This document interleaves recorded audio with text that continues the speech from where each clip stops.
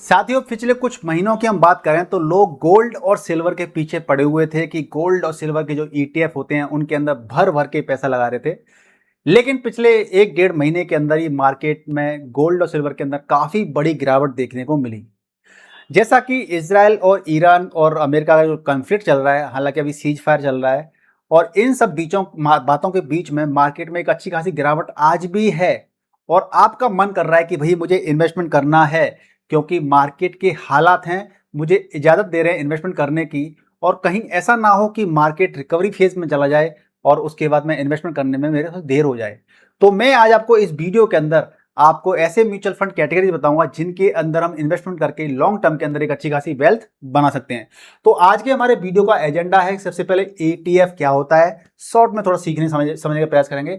ETF क्यों better रहते हैं बिगिनर के लिए, यानी कि जो लोग म्यूचुअल फंड में इन्वेस्टमेंट करते थे, या फिर यूं कहें कि जो लोग मार्केट में इन्वेस्टमेंट करना चाहते हैं, शेयर मार्केट में इन्वेस्टमेंट करना चाहते हैं, उन लोगों के लिए ईटीएफ बेहतर क्यों हो सकते हैं।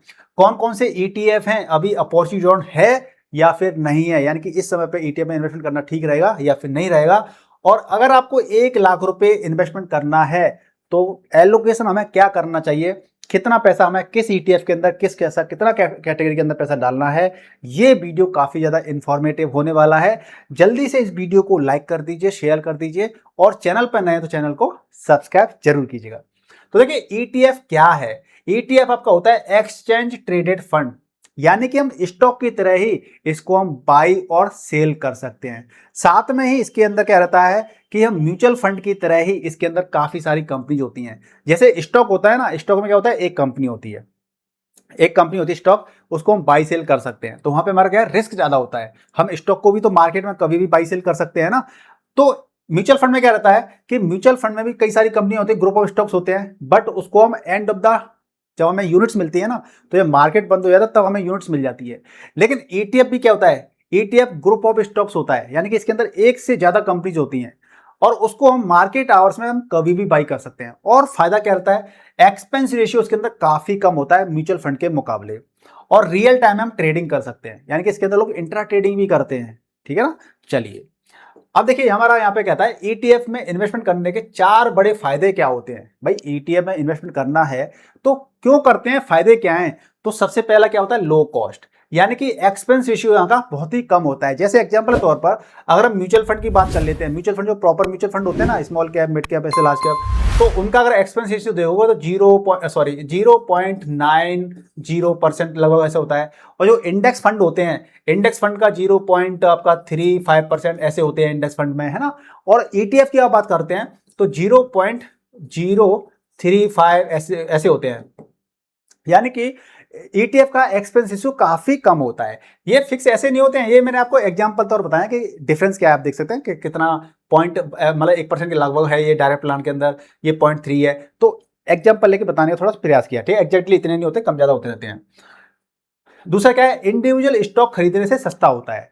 अगर मैं बोल लूं जैसे निफ्टी 50 है, हमारे देश की टॉप 50 कंपनीज इसके अंदर होती हैं। अब मैं आपसे बोलूं कि भैया इसके अंदर पैसा लगाइए, तो आप इसके अंदर पैसा लगाएंगे, मतलब कि आपको एक एक स्टॉक को बाई करना पड़ेगा। तो वहां पर आपको क्या लगेगा, आपको डिलीवरी के चार्जेस लगेंगे, और जो कहते हैं कि एक्सपेंसेस लगते हैं उसके ऊपर, और आपको अलग अलग बाई करना पड़ेगा। तो वहां पे एक्सपेंस रेशियो ज्यादा हो जाता है, मतलब डिलीवरी पे पैसा लग जाता है, जिसको कहते हैं बाई सेल का प्राइस लग जाता है, ठीक है ना। और अगर हम ईटीएफ बाई करना चाहते हैं तो आप क्या है, एक निफ्टी 50 का ईटीएफ बाई कर लीजिए, और एक झटके में ही आपका 50 कंपनियों के अंदर पैसा इन्वेस्ट हो जाएगा। तो इसलिए इसका ये फायदा रहता है ईटीएफ का। तो ईटीएफ का सस्ता पड़ता है, और इंडिविजुअल स्टॉक को हमें खरीदना नहीं पड़ता है, और इंडिविजुअल स्टॉक को खरीदते हैं उससे सस्ता पड़ता है हमें। एग्जाम्पल, 200 से 250 रुपए में आप निफ्टी 50 में एक्सपोजर ले सकते हैं। 200-250 रुपए लगभग में आप एक ईटीएफ को आप बाई कर सकते हैं, एक ईटीएफ को बाई कर सकते हैं, एक क्वांटिटी को, है ना। और इतने में आपका 50 कंपनियों के अंदर क्या होता है, एक्सपोजर आपका हो जाता है, बड़ी बड़ी कंपनियों के अंदर, देश की टॉप 50 कंपनीज के अंदर। सेकंड फायदा क्या होता है ईटीएफ का, डाइवर्सिफिकेशन, यानी कि एक ईटीएफ इक्वल टू पूरा बास्केट, एक ईटीएफ इक्वल टू पूरा बास्केट, यानी कि जो बड़ी बड़ी कंपनीज होती है ना, वो आपको एक ही बास्केट के अंदर आपको मिल जाती है, एक ही बास्केट के अंदर आपको मिल जाती है। इसका मतलब क्या होता है, इसका मतलब सीधा सीधा ये है कि आप एक बास्केट को खरीद रहे हो 200-250 रुपए में, और उसके अंदर हमारे देश की टॉप 50 कंपनीज हैं, और वहां पर आपको क्या मिल रहा है, आपको अलग अलग सेक्टरी कंपनियां मिल रही हैं, आपको वहां पे अलग अलग मार्केट मिल रहा है, आपको अलग अलग कंपनियां, अलग अलग सेक्टरी कंपनीज मिल रही हैं, और वहां पर आपका पैसा इन्वेस्ट हो रहा है। ठीक है ना। तो आपका उस सेक्टर में क्या कंपनियां हो सकती हैं, फार्मा भी होगी, आईटी भी होगी, बैंकिंग सेक्टर कंपनियां होंगी, oil well sector, power sector कंपनियां होंगी। इस प्रकार से आपका सारा सेक्टर आपको एक बास्केट में आपको पूरा कुछ मिल जाएगा एक ईटीएफ के अंदर। रिस्क स्प्रेड हो जाएगा, रिस्क आपका स्प्रेड हो जाएगा। यानी कि जब हम पैसा लगाते हैं, अगर किसी हम एक ही कंपनी के अंदर पैसा लगाते हैं, तो वहां पे रिस्क क्या होता है, बढ़ जाता है, यानी कंपनी ग्रोथ कर सकती है या फिर नीचे आ सकती है। लेकिन जब ईटीएफ में लगाते हैं तो अलग अलग कंपनी में पैसा लगता है। ऐसा थोड़ी सारी कंपनियां लॉस में चली जाएंगी, सारी कंपनियां बर्बाद हो जाएंगी, कुछ प्रॉफिट दे रही होंगे अच्छा खासा, कुछ ठीक ठाक चल रही होंगी। यानी कि हमारा रिस्क क्या होता है, स्प्रेड हो जाता है, तो हमारी सेफ्टी बढ़ जाती है इन्वेस्टमेंट की। लिक्विडिटी, लिक्विडिटी क्या होता है कि मार्केट आवर्स में आप कभी भी बाई और सेल कर सकते हैं। अगर आपने अच्छा ईटीएफ ले रखा है निफ्टी 50 जिसके अंदर वॉल्यूम अच्छी खासी है, तो आप कभी भी बाई और सेल कर सकते हैं। म्यूचुअल फंड में ऐसा नहीं होता है। म्यूचुअल फंड में क्या होता है, एंड ऑफ द डे ही आपको एनएवी इश्यू होती है, एंड ऑफ द डे पे आपको एनएवी इश्यू होती है। बिगिनर्स क्या कर सकते हैं, ये बिगिनर फ्रेंडली होता है। बिगिनर फ्रेंडली इसलिए होता है कि स्टॉक सिलेक्शन की टेंशन नहीं रहती है, स्टॉक सिलेक्शन की टेंशन नहीं रहती है। अब मैं आपसे बोलूं कि आप लोगों को पूरे 5,500 कंपनी में से 10 कंपनियों के अंदर पैसा लगाना है, तो आपके लिए कितना चैलेंजिंग हो जाएगा। एवं जो एक्सपीरियंस होल्डर होते हैं लोग, उनके लिए भी काफी चैलेंजिंग हो जाता है। क्या 5,500 कंपनियों से मुझे 10 कंपनियां छांटनी है और उनके अंदर मुझे पैसा लगाना है, तो काफी चैलेंजिंग हो जाता है, काफी वर्क करना पड़ता है। लेकिन यहाँ पे क्या है, आपको सिर्फ और सिर्फ एक ईटीएफ ले लीजिए, निफ्टी 50 हमारे देश के टॉप, उसमें पैसा लगा दीजिए, तो आपने 50 कंपनियों के अंदर पैसा लगा दिया जो कि हमारे देश की टॉप 50 कंपनीज होती हैं। तो लॉन्ग टर्म में इन्वेस्टिंग करना बहुत ही आसान होता है ईटीएफ के जरिए। ठीक है, चलिए अब क्या है, अब बात करते हैं अपॉर्चुनिटी ईटीएफ की, कि किन किन ईटीएफ के अंदर हमारे लिए अपॉर्चुनिटी हमें मिल रही है। तो कैटेगरी 1 में क्या है, कोर मार्केट ईटीएफ, फाउंडेशन, जिसको हम कहते हैं वेस्ट फाउंडेशन। ये पोर्टफोलियो की बैकबोन होते हैं। पोर्टफोलियो की बैकबोन यानी हमारा पोर्टफोलियो, तो उसकी ये बैकबोन है। कौन कौन से हैं, निफ्टी बीज, हालांकि निफ्टी बीज यहाँ पे लिखा हुआ है, जूनियर जो निप्पॉन इंडिया का निफ्टी 50 इंडेक्स ईटीएफ होता है, वो उसकी बात की जा रही है। लेकिन आप ऐसे मान लीजिए कि जो निफ्टी 50 इंडेक्स होता है, निफ्टी 50 इंडेक्स होता है, निफ्टी 50 ईटीएफ उसी से कॉपी होकर बनता है, रेप्लिका होती है, और इसके अंदर आपका अलग अलग एएमसीज ने अलग अलग ईटीएफ बना रखे हैं। एक्सिस बैंक ने भी axis bank Nifty 50 ETF, HDFC Nifty 50 ETF, SBI Nifty 50 ETF. तो इतने सारे जब सेम कैटेगरी के ईटीएफ है फिर निफ्टी 50 के ऊपर आधारित, तो आप जिसका ट्रैकिंग एरर कम होता है और जिसका एक्सपेंस रेशियो कम होता है, आप उसको चूज कर सकते हैं। ठीक है ना। तो यहाँ पे जो निफ्टी 50 लिखा है, आप इसको मतलब कहते हैं कि मैं प्रमोट कर रहा हूं, प्रमोट करने वाली बात ही नहीं आती है। जूनियर बीज, इसको हम बोल लेते हैं निफ्टी नेक्स्ट 50। हालांकि यहाँ टाइपिंग में मुझे यहाँ पर निफ्टी नेक्स्ट 50 लिखना चाहिए था, ये मेरी मिस्टेक है, सॉरी। मैं किसी एक चीज को प्रमोट नहीं करना चाह रहा। निफ्टी 50 हमारे देश की टॉप 50 कंपनियां, और नेक्स्ट 50 यानी कि उन टॉप के बाद में जो अगली 50 कंपनियां होती हैं वो वाली। ठीक है ना। तो जूनियर बीज आपका निप्पॉन इंडिया नेक्स्ट 50 ईटीएफ है, उसको शॉर्ट कोड में निफ्टी जूनियर बीज बोलते हैं। Mid cap 150। अब मिड कैप में क्या रहता है, मिड कैप लेवल की भी हजारों कंपनियां हैं, और उन हजारों में से मिड कैप लेवल की जो कंपनियां उनमें से 150 टॉप क्लास की कंपनियां, तो वो वाला ईटीएफ। स्मॉल कैप 250, तो ये वाला ईटीएफ आपका हो गया।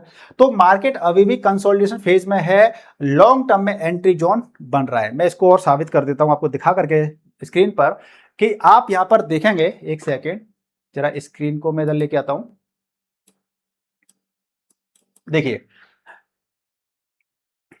पिछले अगर 5 साल का डेटा मैं चार्ट लगाऊं, पिछले 5 साल का डेटा लगाता हूं, तो यहां पर आप देख सकते हैं, एक सेकेंड, आप यहां पर देखेंगे कि मार्केट लगभग देखा जाए तो मार्केट ऐसे चल रहा है, यानी कि एक जोन के बाद में मार्केट में भी हालात ऐसे ऐसे चल रहे हैं। आज भी आप देखोगे तो आज भी मार्केट में अपने ऑल टाइम हाई से आपको यहां पर एक एंट्री हम ले सकते हैं। इवन आपका यहां से लेने से बेहतर यहां पर तो है ही है, यानी कि यहां पर भी आप अपना ईटीएफ के अंदर इन्वेस्टिंग कर सकते हैं, स्टार्ट कर। लेकिन सारा पैसा एक साथ नहीं लगाना है, क्योंकि अभी इजराइल, ईरान और अमेरिका का जो कॉन्फ्लिक्ट है, हो सकता है कि स्ट्रेट ऑफ हॉर्मुज की वजह से अभी मार्केट और गिरे, या यूं कहे कि रिसेशन भी आ सकता है, तो उसकी वजह से मार्केट और नीचे जा सकता है। तो आपको एक साथ पैसा नहीं लगाना है। अगर आप एक साथ लगाओगे तो मार्केट में फंस भी सकते हो। चलिए ठीक है, तो ये हमारे क्या हो गया, बैकबोन ऑफ हमारा पोर्टफोलियो हो गई, मेन जो ईटीएफ्स होते हैं हमारे इक्विटी के अंदर। अब चलते हैं अगली स्लाइड पर, जो कि कैटेगरी 2 है, वो है आपका सेक्टरल अपॉर्चुनिटीज, सेक्टरल ईटीएफ, जैसे कि मोतीलाल ओसवाल का डिफेंस। अब मोतीलाल ओसवाल डिफेंस सेक्टर क्या है कि अभी युद्ध जैसे हालात चलते हैं तो डिमांड बढ़ जाती है, इक्विपमेंट जो होते हैं, जो वॉर से रिलेटेड इक्विपमेंट होते हैं, उनकी डिमांड बढ़ जाती है, तो उनसे रिलेटेड जो कंपनीज होती हैं उनकी डिमांड बढ़ जाती है, उनके स्टॉक का प्राइस बढ़ जाता है। तो इसी से क्या होता है कि बजट एलोकेशन स्ट्रांग बनता है और लॉन्ग टर्म में स्ट्रक्चरल स्टोरी क्रिएट होती है। अब आईटीबीज, अब ये जो कैटेगरी 2 है ना, इसमें डिफेंस सेक्टर भी है, आईटी सेक्टर भी है। आईटी सेक्टर इसमें काफी प्रेशर में चल रहा है, तो जब काफी प्रेशर में चल रहा है तो हमारे को यहाँ पे एक एंट्री मिल सकती है, और हम इस एंट्री को लेकर के लॉन्ग टर्म के अंदर एक, जब ये सेक्टर बूम करेगा, बूम पे होगा, तो हमें यहाँ पे अच्छे रिटर्न्स मिल सकते हैं। लेकिन एक चीज मैं आपको बता दूं कि जो सेक्टरल फंड होते हैं ना, वो हाई रिस्की जोन में आते हैं, हाई रिस्की होते हैं। ठीक है, तो काफी सोच समझ के हमें इन्वेस्टमेंट करना है, या हमें उतना पैसा इसके अंदर डालना है जितना हम रिस्क ले सकते हैं। अब सेक्टर आईटी की बात कर लेते हैं, तो सेक्टर अंडर प्रेशर है और बाई ऑन डिप में अपॉर्चुनिटी इसके अंदर अभी है, इसके अंदर इन्वेस्टमेंट करने के लिए। फार्मा बीज की बात कर लेते हैं, फार्मा सेक्टर यानी डिफेंसिव सेक्टर होता है ये, और लॉन्ग टर्म में यहाँ पे डिमांड स्टेबल रहती है। अगला है मोतीलाल ओसवाल का कैपिटल। अब जैसे कि हमारे इंडिया के अंदर लोगों ने अब इन्वेस्टमेंट करना शुरू किया है, भर भर के इन्वेस्टमेंट करना स्टार्ट किया है, और अमेरिका के लोग बहुत ही 45% टू 50% लोग इन्वेस्टमेंट करते हैं, लेकिन यहाँ पर अभी रेशियो काफी कम है। मतलब कि आने वाले समय के अंदर जो मोतीलाल ओसवाल का जो कैपिटल है, यानी कि यहाँ इंडिया के अंदर लोग ट्रेडिंग करेंगे, लोग इन्वेस्ट करेंगे, तो यानी कि यहाँ पे एएमसी कंपनीज के अंदर एक्सपोजर बढ़ेगा और एसआईपी कल्चर का भी और ज्यादा बढ़ना तय है। तो इस प्रकार से ये सेक्टर भी क्या कर सकता है, ग्रोथ कर सकता है। कैटेगरी 3 की बात कर लेते हैं, इंटरनेशनल एक्सपोजर। अब इंटरनेशनल एक्सपोजर करना है, लेना है, तो जैसे कि मोतीलाल ओसवाल का नेस्डेक 100 यानी कि मॉन 100। अब नेस्डेक 100 क्या होता है, अमेरिका की टॉप 100 कंपनीज का ग्रुप, जिसके अंदर वो वहाँ की टेक कंपनीज हैं, जैसे कि आपका एनवीडिया हो गया, माइक्रोसॉफ्ट हो गया, मेटा हो गया, फेसबुक का आपका माइक्रोसॉफ्ट हो गया, यानी जितने भी बड़ी बड़ी कंपनियां होती हैं ना, वो सारी कंपनियां आपकी इसके अंदर आ जाती है। यानी कि यूएस का टेक एक्सपोजर है इसके अंदर, गूगल, माइक्रोसॉफ्ट वगैरह सारी कंपनियां हैं। और अगर आप चाइना के मार्केट जाना चाहते हैं तो हैंग सेंग ईटीएफ है, China exposure, high risk tactical allocation है। तो इस प्रकार से आप इंटरनेशनल आपको एक्सपोजर लेना है, इंटरनेशनल मार्केट में पैसा लगाना है, तो आप मोतीलाल ओसवाल का नेस्डेक 100 को भी आप कंसीडर कर सकते हैं। ये डायरेक्ट वीडियो का कोई भी आपको एक इन्वेस्टमेंट करने के लिए रिकमेंडेशन नहीं है, आपको एजुकेट करने का हमारा काम है। आप अपने फाइनेंशियल एडवाइजर जो कि सेबी से रजिस्टर्ड होते हैं, आप उनसे भी कंसीडर कर सकते हैं, सलाह ले सकते हैं, एडवाइस ले सकते हैं। कैटेगरी 4 की बात कर लेते हैं, स्टेबिलिटी हेजिंग। जब हम मार्केट में इन्वेस्टमेंट करते हैं तो हमारे पोर्टफोलियो के अंदर कमोडिटी भी होनी चाहिए, जिससे क्या होता है, हेजिंग होती है। तो हेजिंग के लिए बेस्ट ऑप्शन क्या होता है हमारे पास, गोल्ड ईटीएफ या फिर सिल्वर ईटीएफ। तो आप अपने पोर्टफोलियो के अंदर 5 से 10%, या मैं बात करूं मिनिमम 15%, हालांकि पर्सन टू पर्सन डिपेंड करता है कि आपकी रिक्वायरमेंट क्या है, आपका स्ट्रक्चर क्या है, आप मैक्स टू मैक्स आप 15% तक आप गोल्ड या सिल्वर के अंदर आप टोटल पोर्टफोलियो का आपको इन्वेस्टमेंट करना चाहिए। बहुत से लोग क्या करते हैं कि गोल्ड और सिल्वर पर ज्यादा ट्रस्ट रखते हैं और अपना 50% तक गोल्ड और सिल्वर के अंदर पैसा लगा देते हैं। देखिए, अगर आप 50% तक आप पैसा लगा दो गोल्ड और सिल्वर के अंदर, तो हेजिंग तो बहुत अच्छी हो जाएगी, लेकिन आपकी ग्रोथ किल हो जाएगी, आपको उस पैसे पे ग्रोथ नहीं, आपकी पैसा हो जाता है। तो ग्रोथ कहां से मिलती है, ग्रोथ मिलती है ज्यादातर इक्विटी से, यानी कि शेयर मार्केट से। ठीक है, चलिए, तो हमें बैलेंस बना के रखना है। अब बात करते हैं मुद्दे की बात, जो कि इस वीडियो का लास्ट क्वेश्चन है, कि मान लीजिए आज हमारे पास 1 लाख रुपए है, तो हमारा 1 लाख रुपए का एलोकेशन कैसे होना चाहिए, हमें पैसा कहां लगाना चाहिए, कहां इन्वेस्टमेंट करना चाहिए। तो फर्स्ट प्रायोरिटी हमारी क्या होती है, कोर इंडेक्स। फर्स्ट प्रायोरिटी जो बैकबोन ऑफ हमारा पोर्टफोलियो था ना, तो उसके अंदर 40 से 45% हमें पैसा लगाना है। जो निफ्टी है और निफ्टी 50, निफ्टी नेक्स्ट 50, और उसके अंदर जो मिड कैप था, स्मॉल कैप था, इन चीजों के अंदर आपको 40 से 50% पैसा आपको यहाँ पे लगाना है। सेक्टरल्स के अंदर आप प्रायोरिटी रख सकते हैं, यहाँ पे स्मॉल और जो सेक्टरल थे, जो स्मॉल कैप 250 था ना, हमने सेक्टर में डाल दिया यहाँ पर, या फिर आप इसमें डाल रहे हो तो यहाँ से 10% आप इधर लगा दो आप, यानी कि 45 से 55% आप क्या लगाएंगे, Nifty 50, Nifty next 50, mid cap plus small. ठीक है, ये स्मॉल यहाँ पे नहीं कर रहे हम, तो यहाँ पे आप 20 से 25% आप कहाँ पे लगाएंगे, सेक्टरल फंड के अंदर लगाएंगे।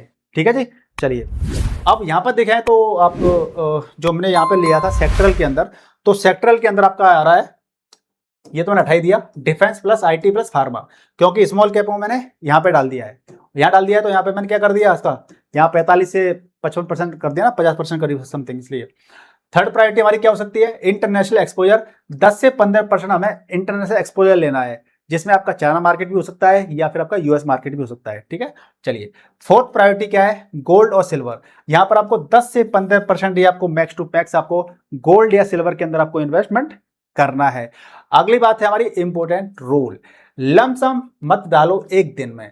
यानी कि आपको जब लमसम करना है तो सारा पैसा आपको एक साथ नहीं डालना चाहिए। अब जैसे कि यहाँ पे 1 लाख रुपए था, तो इस 1 लाख रुपए के 4 हिस्से कर लो या 5 हिस्से कर लो, 20-20 हजार 5 कर लो, 25-25 हजार 4 कर लो, या और 15-15 हजार के हिस्से कर लो। और आपको जैसे ही मान लीजिए मार्केट में एक गिरावट आती है, एक हिस्सा यहाँ पे इन्वेस्टमेंट कर दिया, और गिरावट आती है एक हिस्सा हमने यहाँ पे इन्वेस्टमेंट कर दिया, और गिरावट आती है एक हिस्सा यहाँ पे कर दिया, और इवन गिरावट नहीं भी आती है तो मार्केट यहाँ पे गया, एक हिस्सा हमने यहाँ पे लगा दिया, ये यहाँ लगा दिया। तो इस प्रकार से आपको एक एवरेज प्राइस मिल जाएगा। तो कभी आपको एक साथ पैसा नहीं लगाना है, क्योंकि देखिए एक साथ लगाने से क्या होता है, आपने सारा पैसा यहाँ पे लगा दिया होता और यहाँ गिरावट लगाने के लिए आपके पास फिर कुछ नहीं होता। तो ऐसे नहीं करना है, 3-4 पार्ट में आप बाई कर सकते हो। एसआईपी स्टाइल में आप अप्रोच बेटर रहती है, एसआईपी करते रहो तो यही बढ़िया रहता है। रिस्क रियलिटी की बात कर लेते हैं। एटीएफ भी मार्केट रिस्क में आते हैं, क्योंकि एटीएफ में पैसा लगा रहे हैं हम, इक्विटी में पैसा लगा रहे हैं ना, और जहां जहां इक्विटी होता है वो रिस्क तो होता ही होता है उसके अंदर, है ना। तो यहाँ पर भी रिस्क होता है। शॉर्ट टर्म में वॉलिटिलिटी ज्यादा होती है, तो शॉर्ट टर्म में इन्वेस्टमेंट करने से बचना है, आपको लॉसेज हो सकते हैं। 3 से 6 महीने में व्यू टेक्टिकल है, 3 से 5 साल के लिए होराइजन बेहतर है। यानी कम से कम ईटीएफ में पैसा लगाना है तो कम से कम 5 साल तक इन्वेस्टेड रह सकते हैं, तो आपको इन्वेस्टमेंट करना चाहिए, तभी आपकी एक अच्छी खासी वेल्थ, एक अच्छा खासा कॉर्पस बन सकता है। तो साथियों, मुझे उम्मीद है कि आपको इस वीडियो से काफी कुछ सीखने को मिला होगा। आपको मैंने प्रैक्टिकल नॉलेज दी है। आपकी इस ईटीएफ से रिलेटेड कोई भी डाउट रहता है, कोई भी क्वेरी रहती है, पोर्टफोलियो से रिलेटेड कोई डाउट रहता है, क्वेरी रहती है, तो आप मुझे कमेंट करके पूछ सकते हैं। आपने इन्वेस्टमेंट कहाँ कहाँ कर रखा है आप बता सकते हैं अगर चाहें तो, और कोई भी हमारे लिए सुझाव हो, सलाह हो, तो आप हमें कमेंट करके दे सकते हैं। वीडियो को लाइक कीजिएगा, शेयर कीजिएगा, और चैनल को अभी तक सब्सक्राइब नहीं किया है तो चैनल को सब्सक्राइब कर लीजिए, क्योंकि यहाँ पर आपको फाइनेंस से रिलेटेड जानकारी दी जाती है, पर्सनल फाइनेंस से जानकारी दी जाती है, पर्सनल फाइनेंस से रिलेटेड, जिससे कि आप अपने जीवन के अंदर सही डिसीजन सही समय पर ले सकें, जिससे कि आप अपने भविष्य के अंदर वेल्थ जनरेट कर सकें, वेल्थ बना सकें। तो मुझे उम्मीद है वीडियो पसंद आया होगा। गुड बाय, टेक केयर, जय हिंद, हैप्पी इन्वेस्टिंग।